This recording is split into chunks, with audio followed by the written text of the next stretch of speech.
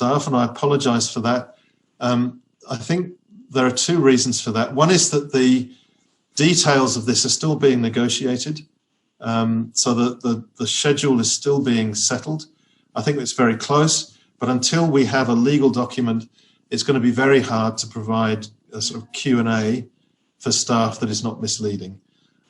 So I'm very aware that there's been an information vacuum, but we will try and fill it as soon as we can. But let me give you what I think is a reasonably safe summary of what the plan or the framework will enable.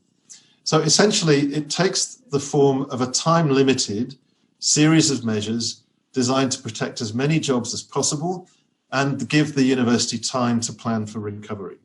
It'll take the form of a variation to our collective agreement, and that means that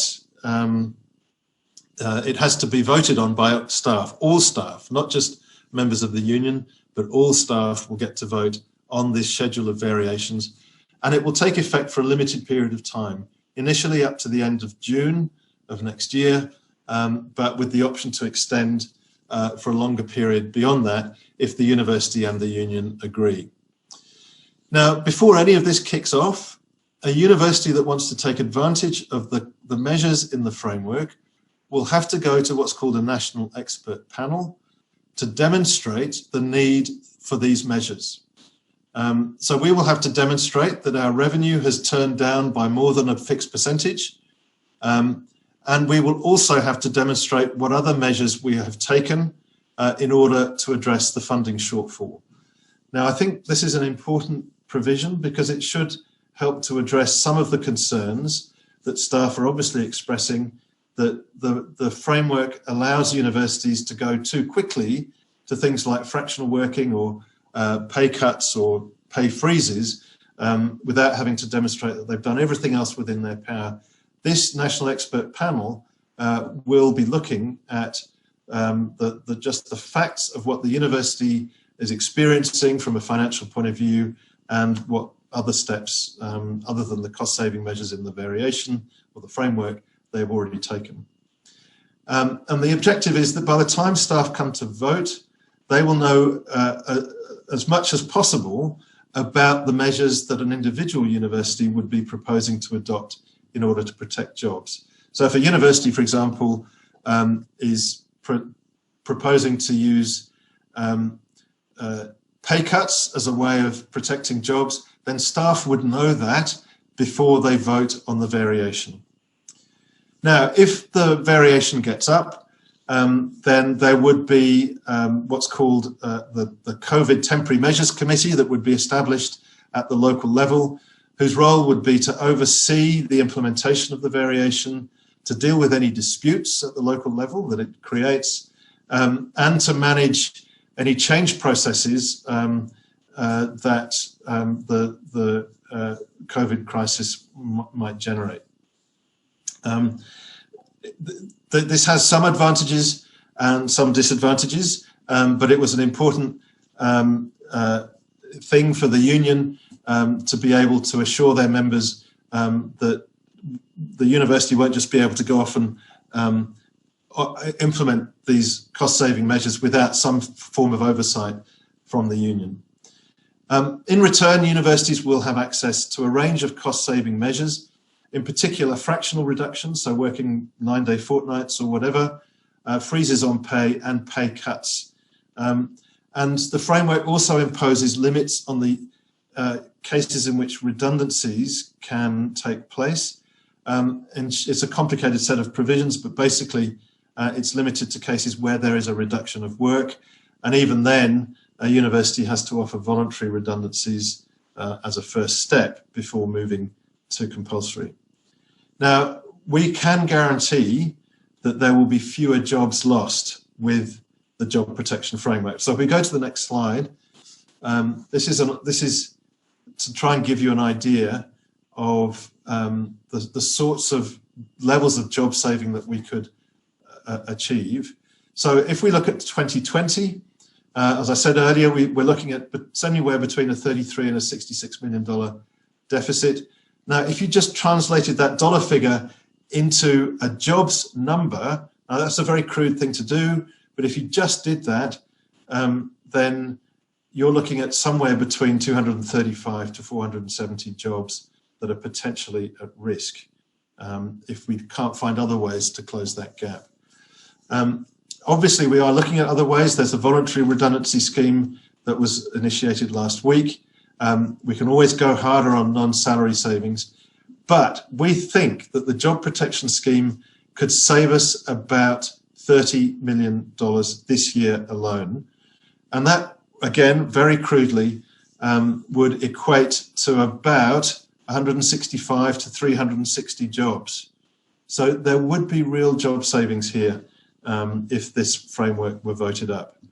Of course, if we were able to reduce the deficit to zero, then that would save a lot more jobs.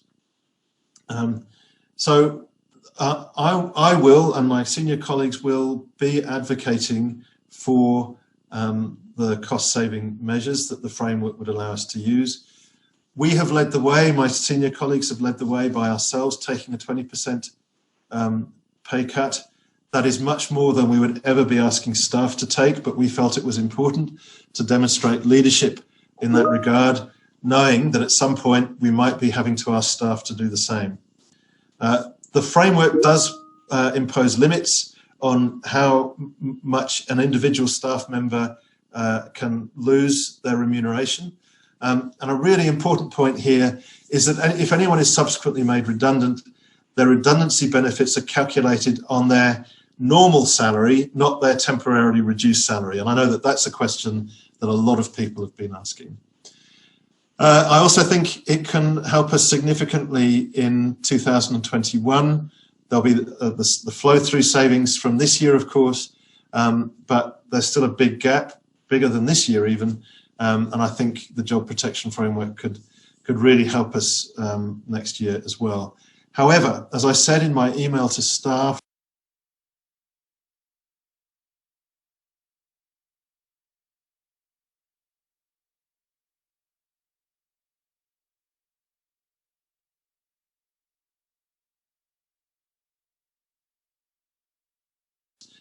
if it's supported. So I hope that's clear. If not, very happy to answer questions, and there will be more information coming around. Now, you'll be pleased to hear that we're getting towards the end. So Sharon, if we could move on. I do want to say something about planning ahead. Obviously, the current environment is not one that we expected when we adopted our current strategic plan. We will now have to refresh that plan in the light of current circumstances. My ambition is that we emerge from this as a stronger institution. And I'm confident that we can do that, but there will be some painful decisions that we will have to make, inevitably, given the decline in our revenue. We will be likely to be a smaller institution, at least in the short term, although, of course, we want to aspire to grow back again in the longer term. But that means that we're really going to have to focus our resources in teaching and research to rebuild and to recover. And the strategy will address that. And it will really focus on sharpening our efforts and our resources around our real strengths and really identifying what we think those strengths are. Now, Clever Learning and Research 2030, we're already taking us in that direction, but those processes will accelerate and become even sharper. There's a significant scope to increase the efficiency of our service delivery, our back office, and we will pursue that absolutely relentlessly. But I want you to be assured that this will not fundamentally change the university. It will mean that we focus on our strengths, but it won't mean that we change our values or our commitments. The idea of La Trobe as a regional and suburban university that combines accessibility with inclusiveness and excellence in the teaching and research we do, that will absolutely abide, and our reputation for impact will, if anything, be strengthened. We aim to continue to be a great university for our second half century. So now, as I said at the beginning, we gave some of our regional colleagues the chance to submit questions in advance, knowing that the Slido voting process might obliterate them from rising up the popularity charts. So here are some of the questions that our regional campuses have submitted. And a lot of them obviously focused on job losses, the university's commitment to the regional campuses, changes to the regional campuses. Is there a greater likelihood of courses being closed in the regions? And then an interesting question about whether the regional campuses might actually give us an advantage because it's easier to socially distance there. So we've taken those and, oh, sorry, there are a couple more. And these questions really revolve similarly to the last one on the previous slide about the unique circumstances of the regional campuses, both whether they offer opportunities, but also whether their particular needs have been taken into account. So let me try and answer those as best I can. And just let me begin by repeating, we are not going to close regional campuses. They are vitally important to us. For all the reasons that were noted in the questions that were submitted from our regional colleagues. Let me just remind you that we all pride ourselves on La Trobe's performance on various measures of social inclusion, the number of first and family students, the number of low SES students, the number of Indigenous students. We are rightly proud of our performance on those measures. Most of that comes from our regional campuses. That's where you find the underprivileged students, the first in family students, and the Aboriginal students. That means that if we want to retain that special character as a university, we have to retain our regional campuses, quite apart from the role, the really vital role they play in their communities. And I can tell you that we're getting a lot of support from those communities for the continuation of our role. But things will have to change, there's no doubt. We will again have to play to our strengths, particularly in health and education and the research specializations that we've been able to develop at our regional campuses. We have the biggest rural health school in Australia. We want it to be the best rural health school in Australia. The regional campuses are the backbone of that rural health school. It would be madness for us to walk away from the thing that provides the absolute support for that initiative. So what we'll do, and there will be plenty of opportunity for us to discuss and to consult around this. We know that we have lost market share at regional campuses to online providers, so we need to fight back. We need to expand and improve our online course offer, which actually will enable us to broaden the range of disciplines we're able to offer at our regional campuses. And then use those campuses not just as the sites for face-to-face teaching for our areas of strength, particularly health and education, but use them as community facilities that will support learning for students who are studying online. If they need tech assistance, or if they need library assistance, if they need counselling, then the campus will be there for them, but the campus will not play such an important role in the face-to-face delivery. And that's the shift that we have to make. One of the great things, if there is a silver lining to this crisis, it's that we've shown that we can do it. So that's, I hope,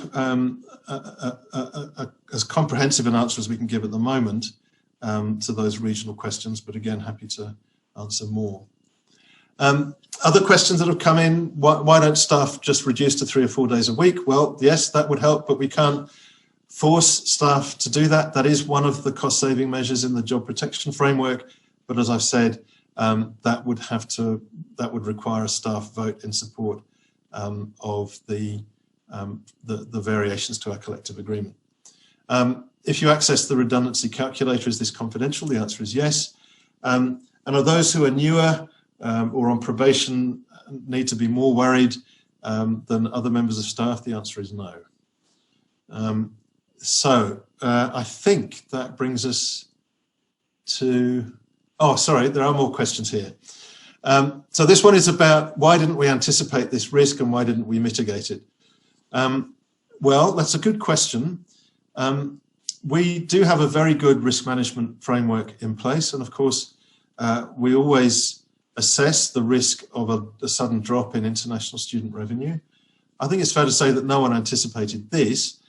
Most of the risk scenarios we work on involve one or perhaps two countries suddenly dropping off, and the mitigation strategies for that have been to diversify. I don't think there is a failure of duty here. We have a risk management plan in place. It's actually, I think, a very good one. And in fact, we are less exposed both to single markets and to international student demand or international students generally than many other universities. So I think it's obviously a risk that every institution has to manage, but I think we've managed it reasonably well. I sometimes wish that we hadn't managed it so well, in the sense that we've clearly lost market share in some international source countries, but in these circumstances, of course, not being as strong in international recruitment as some other universities is actually a benefit. Now, the one on cash reserves, I think we've already answered, and the pension savings one, I think we've already answered as well. But good questions by eagle-eyed observers of our financial statements. Now, I think that really is the last slide. So there's the Slido code Y336. So while you're all thinking of your questions, I'm going to go and get a drink of water because I forgot to bring one with me. So we might just take a minute's break and then while you enter your Slido questions, and then we'll go into the Q&A. If you'll just excuse me for a moment. Thank you very much, John. Just to reiterate that once again, if you head to the Slido app or slido.com and enter the code Y336 to access the Q&A for this event. The questions will be opened up momentarily if they're not already, and we look forward to seeing your questions and passing them on to the relevant person to answer. Thank you once again for your participation in this live stream, and we look forward to seeing the questions come in.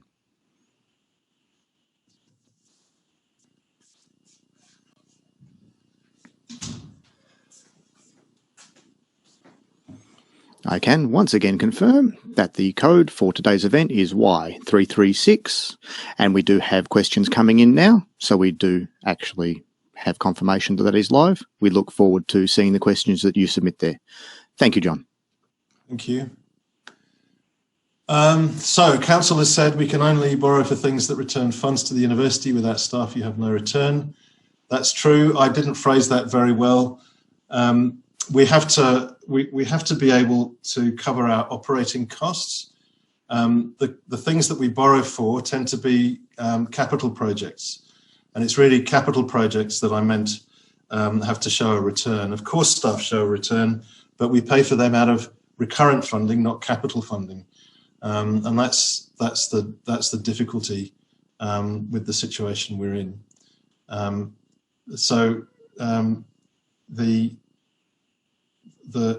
The question of what we can borrow for it has to be seen through the lens of how do you invest capital to produce the best return. And while we might be able to borrow for redundancies, because that reduces future liabilities of the university and allows us to improve our operating position, there will still remain those constraints. But I take the point, and I apologise for phrasing that badly. Okay, can we opt to reduce our hours instead of having a pay cut? So the university will have to decide which of the measures from the framework we want to use. And you're right that there are those options.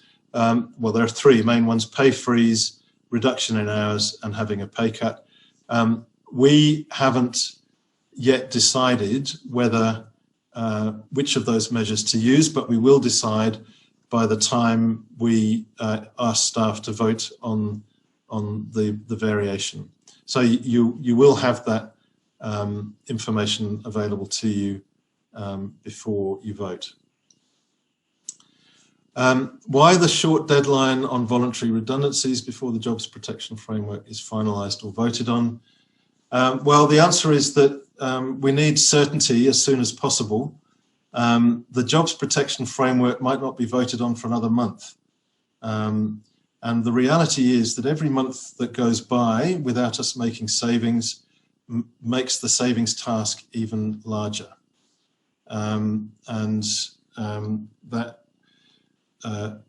That is just leaving it too late, I'm afraid. We have to get on with this, and that's why that's the explanation for the tight deadline. Again, I appreciate the sentiment behind it, but the outlines of the protection scheme are out there. They are being discussed. Some of the detail is not well understood, I don't think, but at least people will be able to know what might be coming, even if they don't know the details as they might apply to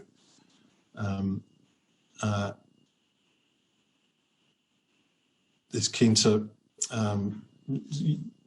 identify which measures we'll use. If La Trobe cares about long-term welfare of staff, why doesn't La Trobe accept salary reductions from staff as loans? Well, if we had to repay salary reductions over time, that actually wouldn't help the university's financial position that much. It would just increase those liabilities that we talked about before, which of course have to be matched by assets if we're to stay solvent. So the pay reductions actually have to be real pay reductions rather than taken as loans. It's a nice thought, but the reality is that we actually have to reduce our liability. How much money is the university saving by being fully online, and is senior leadership really keen to open the campus back up ASAP given the savings? Well, look, I might ask Mark or Natalie to give us an estimate of that, but we are keen to open the campus. Don't forget that there are restrictions on things like social distancing, which would really make it very difficult as they stand at the moment to reopen the campus in any meaningful way. So as I said at the beginning, we are trying to find the best route back and the quickest route back. And I can assure you that any savings we're making by being fully online is not a factor in that decision. But Mark or Natalie, do you want to try and give us an idea of how much we are saving? John, yeah, look, we are saving money in utilities, as you would expect. It's about $5,000 a week. That's not enough to fill the gap, obviously, that we're talking about here. We've still got quite a lot of facilities running, as you'd expect. There are a lot of research facilities, etc., that need to run 24 hours a day, no matter what, and that's appropriate. So, it's clear that there are savings from having the campuses shut, and they're going straight in to help the bottom line at the moment. But that's not the reason why we would be keeping staff away from campus. We're fundamentally following the state and national guidelines on returning to work, and we will continue to do that. But we do know that there are staff who would like to access the campus to get research back up and running, and some student activities, particularly in the health fields where practical activities are required to be back on campus, and we're actively working through a process now to enable that to happen, but it does need to be in line with social distancing requirements. Okay, thanks, Natalie. When will staff find out if they've lost their jobs? I understand that that's a very big concern and a very important question for many, many staff. The reality is that we don't know yet. We're running a voluntary process, and people will find there is a timetable for that, and people will find out whether their expressions of interest have been accepted or not fairly quickly. What happens beyond that really depends on whether the Jobs Protection Framework gets up. If it doesn't, then we will have to move to forced redundancies much faster than we otherwise would. So it's really impossible to answer that question until we know what all the ingredients are in the measures that we have to work with. At the moment, under our current collective agreement, there are no measures other than the ones we've already taken that would help us save money through staffing reductions. That's why the job protection framework takes the form that it does. But until we know what our levers are, it's impossible to answer that question, I'm afraid. But I'm very aware that people want an answer to it, and that's why we need to get through this process of deciding staff deciding whether they're going to adopt the job protection framework or not, and then we'll have a much better idea of what the future looks like after that. Pay cuts, even as a percentage, and first 30,000 exempt, disproportionately impact staff with less disposable income. Part-timers, women, single parents, carers. There are, when we can share the full schedule, there are provisions in there that will allow cases of hardship to be dealt with, so that people who experience hardship as a result of the pay cuts would be able to apply to be exempted from them. So I don't want you to think that it's just an iron rule that will be applied irrespective of people's individual circumstances. And don't forget, there's that COVID Temporary Measures Committee that is there precisely to hear from people who are having experiences of that sort. If the Jobs Protection Framework is approved, will the June 2021 option to renew also be voted on by staff? The answer to that is, my understanding is no. It will be by agreement between the union and the university. So when you're voting for this, you have to understand that you're also voting for the possibility that it might be extended beyond the end of June 2021, and that you won't get another opportunity to vote on that. So it'll all be included in the variation. The provision for extension will be included in the variation that you'll be voting on, and then that will be activated if the university and the NTU agree that both sides want to. Will I continue my pay cut for more than 10 weeks? Absolutely. Indeed, there's an MOU that will be signed if the job protection framework gets up, in which there is a clear expectation that the senior leadership of the university will take a bigger pay cut than they're asking staff to take. So the answer to that is yes, we will have to if we want the job protection framework to get up. Will part-time workers be expected to take the same pay cut as full-time? Yes, it's a percentage, but bear in mind what I said earlier about the hardship measures and the COVID Temporary Measures Committee, both very important safeguards for those who are experiencing hardship. Can La Trobe force staff to take a pay cut if they don't accept the job protection framework? No, we can't. Just can't. It's in the collective agreement. That's why the collective agreement needs to be varied if we're to do this. What's the estimated timeline of when these cost-saving measures may come into place? Well, it depends a bit on when they get voted up, but assuming they're voted up by the end of June, then immediately thereafter. But as I said, there are a number of hoops we have to go through. There's the visit to the National Expert Panel, and then there's the vote of staff, not union members, but of staff, where everyone knows exactly what measures the university is proposing. And then once we're through all of that, and it goes to the Fair Work Commission, and yet that usually takes another week, then we will implement the measures from there. So my best guess would be maybe the end of June. What are the implications of the Victorian Government $350 million university support package? We don't know yet. All I've seen is the press release and the dollar amount, but I do know that the government will not be expecting that money to go into paying or reducing deficits or paying for staff salaries.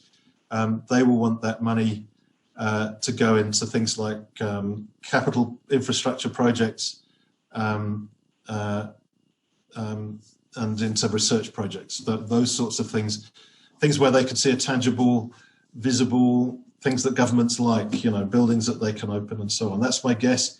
And bear in mind, it's $350 million for 9 universities. So, and almost inevitably, the bigger ones will get probably a bit more. So it's hard to know exactly how much this will really help us. And often they'll be looking for co-contributions to capital infrastructure, which actually, although it helps in one way, actually puts an even greater strain on our resources in another.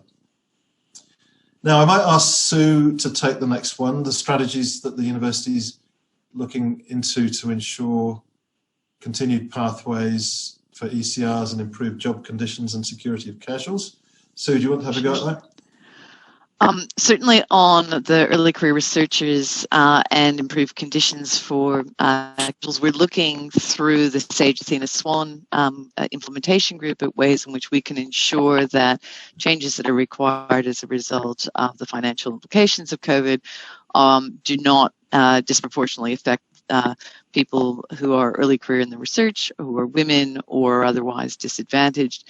The security of casuals post-COVID in the research area will really depend on our capacity to continue to secure external research funding, and that we have been working very closely through the industry engagement team to try to maintain and build collaboration with industry that'll help support that.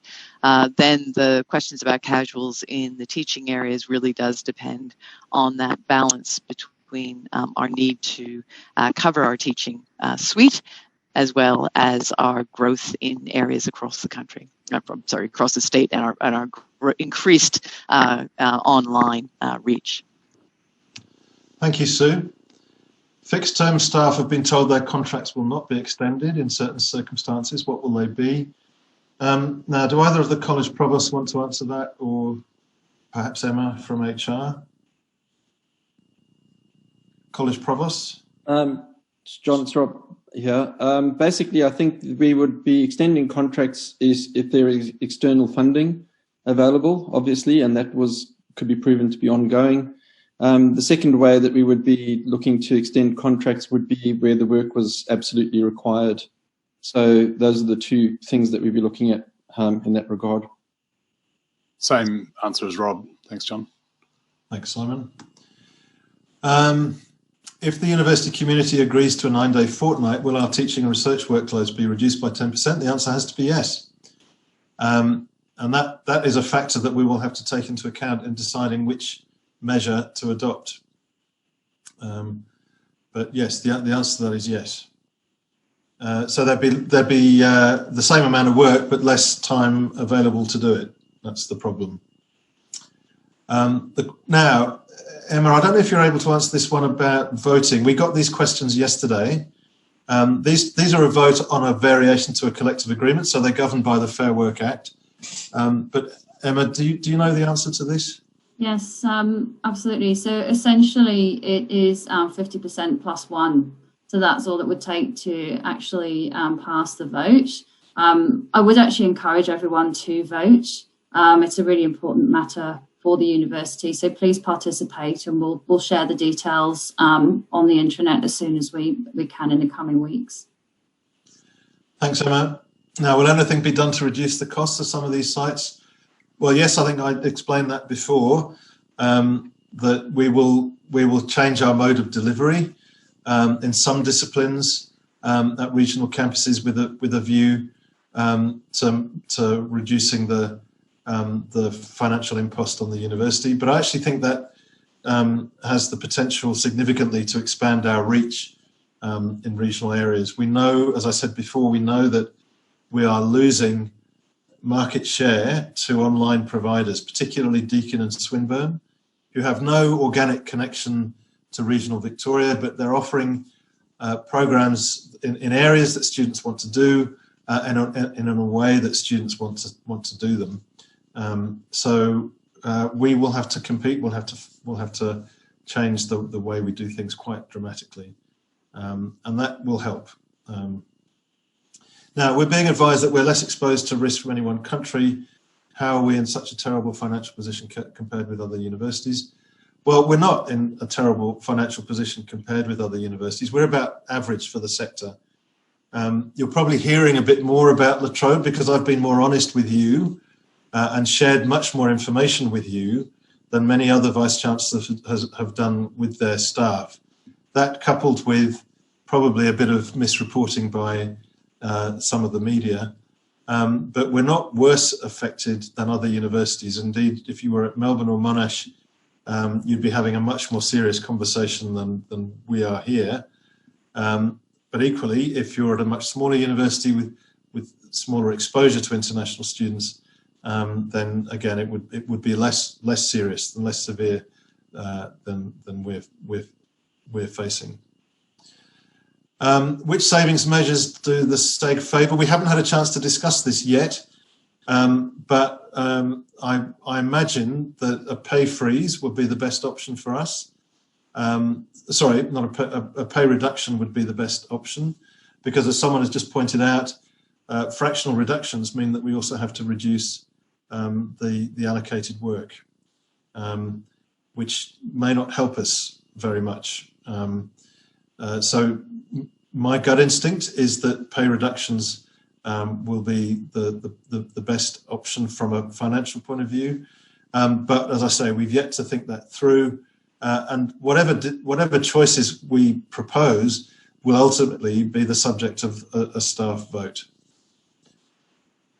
If successful, will the job protection scheme just save jobs this year, 2020, or will there be future job losses in 2021 based on the forecast? Well, I've tried to be open with you about that. That there, even if the job protection scheme is in place, we cannot guarantee that there won't be future job losses, given, as the question implies, given the scale of what we're trying to deal with in 2021. Now, if you think that, let's assume that that deficit is somewhere between 80 and 115 million. And you also think that the job protection framework could save, say, 30 million this year, over half a year. It could save 60 million for next year. Now, that's a huge saving if it ran for the whole 12 months to the end of the year. That's a long way to closing that gap and would significantly reduce the number of jobs we would have to lose permanently. So, but as I said, we can't guarantee that there won't be any job losses. So that's the difficult trade-off that you might have to address when you make the decision about whether to vote, or which way to vote rather.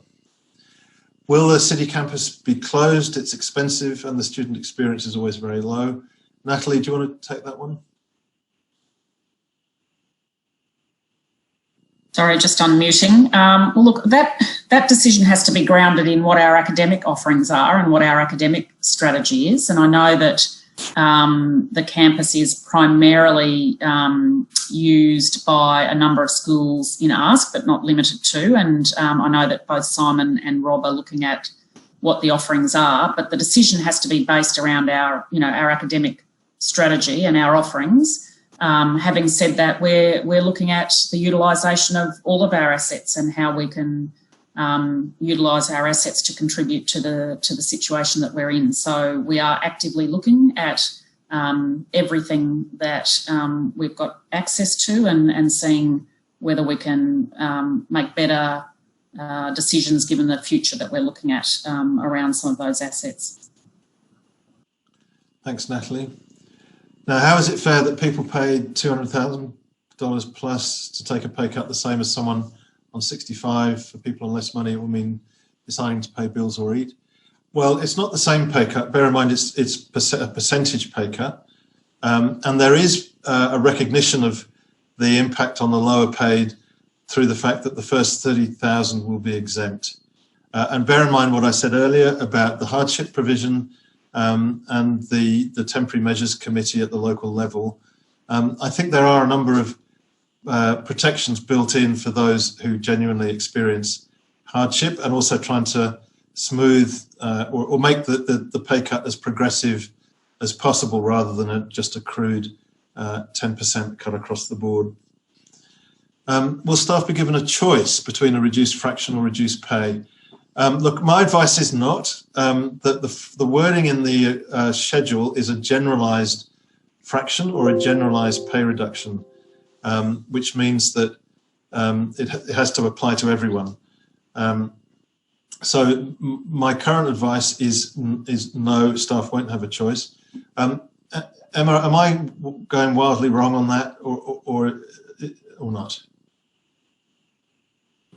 So just coming off mute.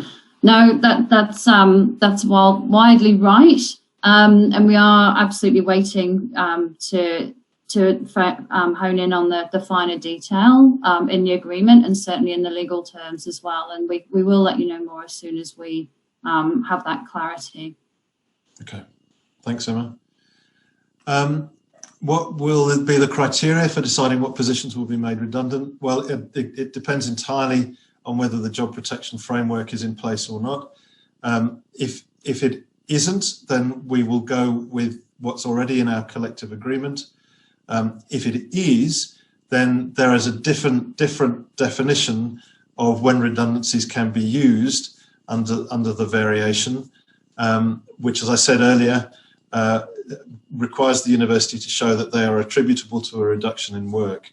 Under our collective agreement, it's possible to make people redundant even though there isn't a reduction in work, but because you want to just change the way you do things to make them more efficient, which of course in a way leads to a reduction in work. It's a different framework. So until we know what framework we're dealing with, and I think I've already said this, so apologies for repeating, but it's going to be impossible to answer that question. We should start, in terms of time frame, as I said before, that should start to become clearer once we know the outcome of the vote and the bits of the cost-saving measures that we'll be implementing. So as I said, that should be mid to late June is my best guess. How are we putting students at the centre of everything we do by cutting staff who would deliver services to them? Well, look, these are tough decisions. Can I say these are tough decisions? We will, of course, do everything we can to preserve the student experience, because it is what we are primarily here for. We will have to work through this. We will look for efficiencies. That's one way, so that we can do things more effectively, more efficiently, while still maintaining, if not improving, the quality of the student experience. But no one wants to be in this position, okay? Least of all me. But we cannot allow the institution to become insolvent. That's the challenge. And if it means that we have to lose staff who deliver services to students, then we will have no choice but to do that. But I want to assure you that the student experience remains our top priority, and that will be a big factor in the planning for service delivery that will come next. If we move to reduced hours, do our workloads reduce as well? No, this is a good point, and this is exactly why I said before that given a choice between pay reductions and fractional reductions, the best option is to go with pay reductions, because fractional reductions just reduce the workloads and will mean that we have to fill that gap by some other means. It's an important consideration, and it's a good question. It could lead to cost savings if you fill the gap by using more casuals, for example, but that would just increase our reliance on casuals, which may not be desirable. But these are all things that we'll have to factor in to the decision that we will put to staff. We will be as open as we can with staff about the options that we're going to use. Mark, do you want to deal with the next one? Sure. A big component of that consultant cost is actually our international agent fees. So yes, we will see a reduction in the international agent fees as we've reduced our international intake expectations of what will come through semester 2 and start of next year. That will have some reduction through that. We also have seen a wind back in the consultant level and our contract labour that we have through here as well. So some of the areas that we pay on some of the outsourced services, etc., come through as external consultants. So the campus travel, our fee for that is certainly worked back and reduced. We've actually renegotiated that as well. So there's savings there that we've factored in as part of the forecast already. But they're already factored in, Mark, aren't they? It's not as if there's a lot more still to be saved there. Exactly right. Okay, thank you. All right, so go to the next question. So thank you for the comment about regional campuses. And let me be clear, this comes right from the top, okay? Our Chancellor has been in many public fora talking about the importance of La Trobe continuing to be Victoria's only statewide university. So the regional campuses have got very powerful support, let me assure you. How can we ensure that the focus on culture, gender equity, staff wellbeing is sustained and doesn't become collateral damage? Well, only some of that is about resourcing, and obviously we'll have to look at the resourcing and as we look at the resourcing for everything else. But it's also about commitment and leadership and retaining that strategic focus. So I think the answer is that's how we do it. We continue to talk about it, tell ourselves that it's important, hold ourselves accountable for the outcomes, track our performance, all of those things that we've been doing, we will continue to do. That's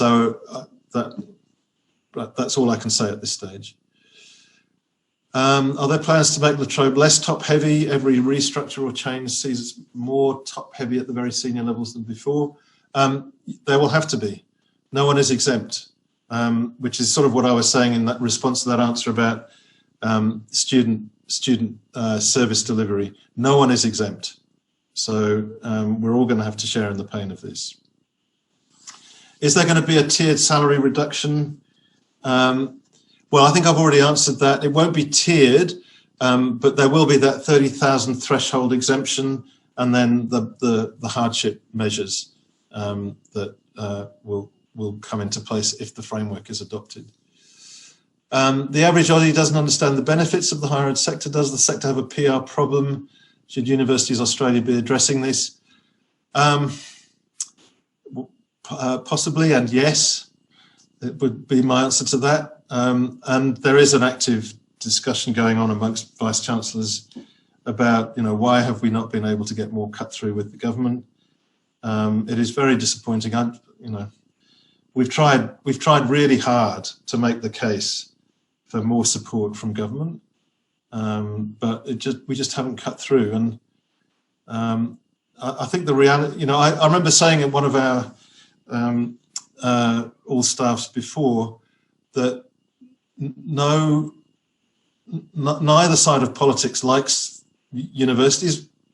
One side likes it less than the other, but both sides of politics have grievances with the universities, whether it's about casualisation of the workforce or it's about reliance on international students, or the fact that we're seem to be so closely aligned to China, or that we're all kind of pinko lefties who only vote Labour. Whatever it is, we have a problem. And I agree with you. We have to address it. But my strategy has been to remind everyone of why universities matter and why they will matter even more as we start to come out of this crisis. Where are you going to get the research and innovation, the skills development, and all the other things that universities bring, if not from the university sector? And I think we just have to keep reminding people of that. Write to your local MPs. I've had a great correspondence with a colleague in Huss who's been doing exactly that, who's been sharing his correspondence with his local MP. Do the same. Let your local members know how much you care about universities and why they matter. And if you need resources to do that, then we can help. Now, some of your MPs may well be the ones who are already speaking out in support of the sector, particularly Jed Carney, Andrew Giles, Kate Thwaites, Lisa Chesters, the Labour Party people, but even Helen Haynes in Indi, they've all been very supportive, but remind them that they need to speak up and to say this in public. Is insolvency a legitimate possibility? And this better be the last one, by the way, because we're close to time. What assurances around job security can be given to the high-performing critical staff ineligible to apply? The insolvency is always a possibility, but the reason why we need to put savings measures in place, and in particular the job protection framework, is so that we lift any possibility of that happening. And I think the job protection framework will go a huge way, as I've already tried to explain, to helping us to do that. It's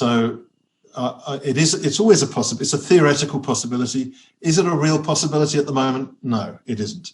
But that, unless we manage ourselves well and prudently through this, that may change. But at the moment, no. And look, I think we will have to finish up there. The person who's got the query about the voluntary redundancy might want to contact HR about that. I'll finish there by thanking all of you. Thank you. It's been a long session, I know, a lot of information. We will make the slides available so that you can click on the links or analyse the data a bit more. There is that letter that we sent to you yesterday about the university's finances. Thank you for all your questions, and thank you again for your support, for your goodwill, for your patience. I know that these are really trying, difficult times. I was very fraught when I put that email out last week because I knew how hard it is for people at the moment, and I didn't want to add to that sense of distress. But equally, I wanted to hold to the promise I made you right at the beginning that we would be as open and transparent with you as we could. So I'm really grateful to you for today's questions and the opportunity it's given me and my colleagues to explain things a bit more. If you have any other questions, don't hesitate to email me. I'll always try and reply, or suggestions. Very open to that. Please fill out the feedback if you can. And otherwise, we'll see you next time. Thank you, everyone, very much indeed. Thank you, John, and I'd like to pass my thanks to the members of the Senior Executive Group for making themselves available for this event. We'll be concluding the recording and live stream momentarily.